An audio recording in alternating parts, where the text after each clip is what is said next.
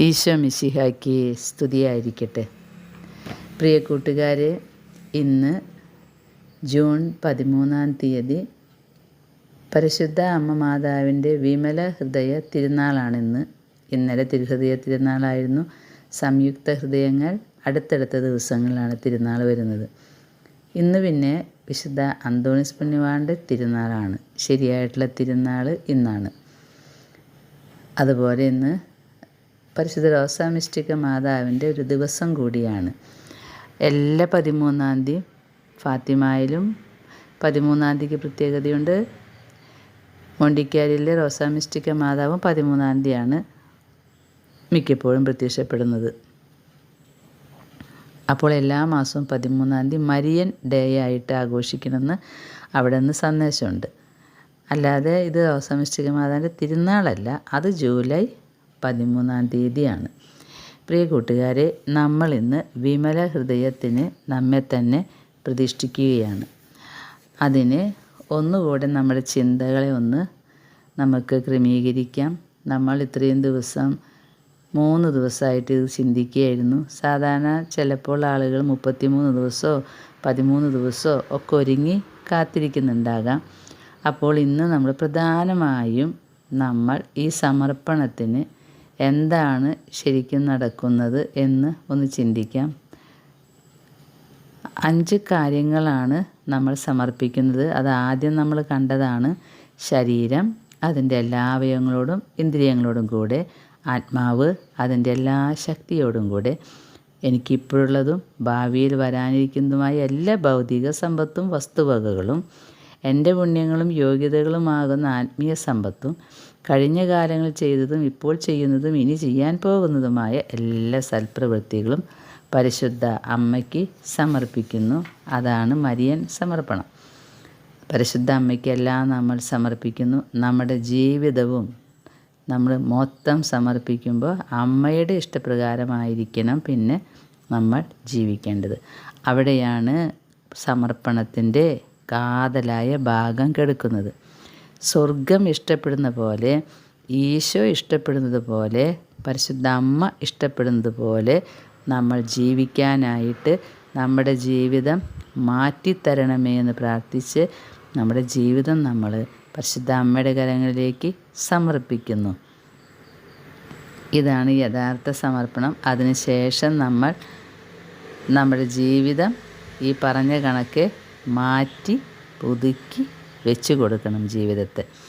ഇതാണ് മരിയൻ സമർപ്പണത്തിൻ്റെ ഏക ലക്ഷ്യം. അതായത് ദൈവഹിതം നിറവേറ്റുക എന്നത് തന്നെ. രണ്ടാമത് നമ്മൾ ഓർക്കേണ്ടത്, നമ്മുടെ പരിശുദ്ധ അമ്മയും ഈശോയും നിന്ദിക്കപ്പെട്ടുകൊണ്ടിരിക്കുകയാണ്. അതിനുള്ള പരിഹാരമായിട്ട് ഈ സമർപ്പണത്തെ നമ്മൾ കാണണം. പരിശുദ്ധ അമ്മയുടെ വിമല ഹൃദയത്തിലേക്ക് നമ്മെ തന്നെ കാഴ്ച കൊടുത്തിട്ടുള്ളവർ അമ്മയുടെ അടിമകളാണ്. അമ്മയുടെ ഇഷ്ടമേ ചെയ്യാവൂ. അതുപോലെ തന്നെ നമ്മൾ പാപപരിഹാരത്തിനായിട്ടാണ് ഇത് നിയോഗങ്ങൾ വയ്ക്കേണ്ടത്. നമ്മൾ എല്ലാ പ്രാർത്ഥനകളും പറ്റുമെങ്കിൽ ധ്യാനിച്ച് ചൊല്ലണം. അവസാനം നമ്മൾ മരിയൻ സമർപ്പണം നടത്തും. നമ്മുടെ കയ്യിലുള്ള പുസ്തകത്തിൽ ഒരു പേജുണ്ടാകും. നമ്മുടെ പേര് പറഞ്ഞ് എഴുതി അതിൽ നമ്മൾ മരിയൻ സമർപ്പണം നടത്തും. മരിയൻ സമർപ്പണം എന്ന് പറഞ്ഞാൽ പ്രതിഷ്ഠ പുതുക്കൽ. അത് കുറച്ച് വലിയ പ്രാർത്ഥനയാണ്. നിങ്ങളുടെ കയ്യിലൊക്കെ പുസ്തകം ഉള്ളതുകൊണ്ട് ഞാൻ വായിക്കുന്നില്ല. ഇനി അതിൻ്റെ ഒരു ചെറിയ രൂപമുണ്ട്. നമുക്കെല്ലാവർക്കും മരിയൻ സമർപ്പണ പ്രാർത്ഥനയുടെ ഈ ലഘുരൂപം വായിച്ച് മനസ്സുകൊണ്ട് ഒപ്പിടാം. ഇതാണ് പ്രാർത്ഥന. ഞാൻ പേര് പറയുക, പേരെഴുതുക. അവിശ്വസ്തനായൊരു പാപി മാമോദീസായിൽ ചെയ്ത പ്രതിജ്ഞകൾ ഇന്ന് നവീകരിക്കുകയും സ്ഥിരീകരിക്കുകയും ചെയ്യുന്നു. പിശാചിനെയും അവൻ്റെ ആഡംബരങ്ങളെയും പ്രവർത്തനങ്ങളെയും ഞാൻ എന്നേക്കുമായി പരിത്യജിക്കുന്നു. ജീവിതത്തിലെ എല്ലാ ദിവസവും എൻ്റെ കുരിശ് വഹിച്ചുകൊണ്ട് ഈശോയെ പിന്തുടരാനും ഇനിമേൽ അവിടത്തോട് കൂടുതൽ വിശ്വസ്തനായിരിക്കാനും വേണ്ടി ഞാൻ എന്നെ തന്നെ പൂർണ്ണമായി ഈശോയ്ക്ക് സമർപ്പിക്കുന്നു. ഓ മറിയമേ, സ്വർഗനിവാസികളെല്ലാവരുടെയും സാന്നിധ്യത്തിൽ ഒരു ദിവസം എൻ്റെ മാതാവും നാഥയുമായ അങ്ങയെ ഞാൻ സ്വീകരിക്കുന്നു. അങ്ങയുടെ അടിമയായി എന്നെ തന്നെ സമർപ്പിക്കുകയും പ്രഖ്യാപിക്കുകയും ചെയ്യുന്നു.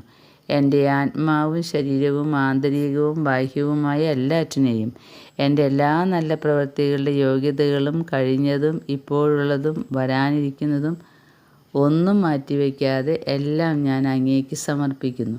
എൻ്റെയും എനിക്കുള്ളവരുടെയും മേൽ പരിപൂർണമായ അധികാരാവകാശത്താൽ ഞാൻ അങ്ങേക്ക് നൽകുന്നു. അവകാശങ്ങൾ ഞാൻ അങ്ങേക്ക് നൽകുന്നു. സമയത്തിലും നിത്യതയിലും ദൈവമഹത്വത്തിനു വേണ്ടി അങ്ങേ ഇഷ്ടം പോലെ അവ വിനിയോഗിച്ചാലും. ഇതാണ് പരിശുദ്ധ അമ്മയോടുള്ള സമർപ്പണ പ്രാർത്ഥനയുടെ ഒരു ചെറിയ ഫോം.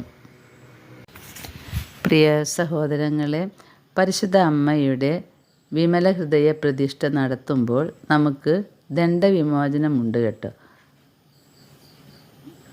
വിശുദ്ധ ലൂയിസ് ഡി മോൺഫോർട്ട് നിർദ്ദേശിച്ച പ്രകാരം പരിശുദ്ധ കന്യകയോടുള്ള പ്രതിഷ്ഠ നടത്തുന്നവർക്ക് പൂർണ്ണ ദണ്ഡവിമോചനം ലയോ 13 മാർപ്പാപ്പ കൽപ്പിച്ച് അനുവദിച്ചിട്ടുണ്ട്.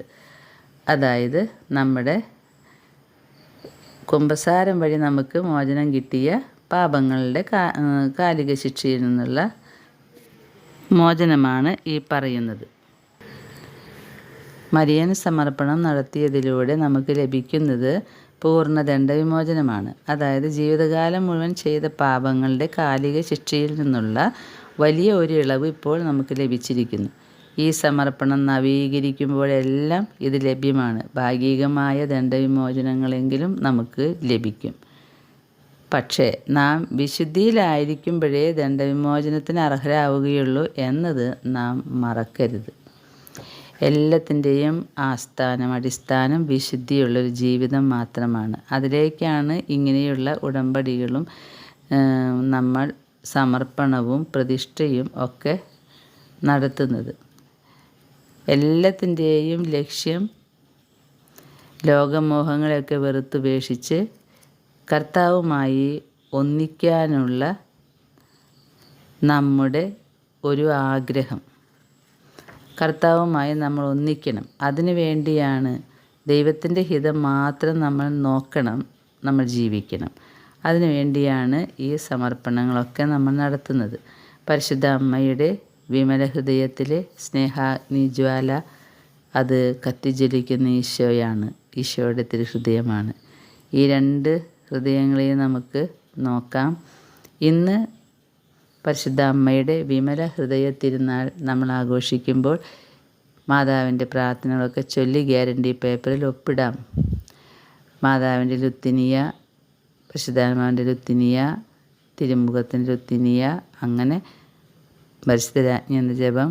അതാത് ദിവസത്തെ പ്രാർത്ഥനകൾ നമ്മൾ കഴിഞ്ഞ വർഷം കണ്ടിട്ടുള്ളതുപോലെ എല്ലാ പ്രാർത്ഥനകളും ചൊല്ലുകയും ഒപ്പം നമ്മുടെ ഹൃദയത്തിൽ മാറ്റം വരുത്തുകയും ചെയ്യാൻ ദൈവത്തോട് നമുക്ക് പ്രാർത്ഥിക്കാം. ദൈവം നമ്മെ പരിശുദ്ധ അമ്മയിലൂടെ അനുഗ്രഹിക്കട്ടെ. പരിശുദ്ധ അമ്മയുടെ വിമല ഹൃദയത്തിലെ തിരുനാളിൻ്റെ എല്ലാ വക മംഗളങ്ങളും ആശംസകളും നേരുന്നു. നമുക്ക് ഈ ദിവസം മുഴുവൻ മാതാവിൻ്റെ സ്തുതിഗീതങ്ങളുമായി മുന്നോട്ട് പോകാം. ഈശോ നമ്മെ അനുഗ്രഹിക്കട്ടെ. ആമേൻ.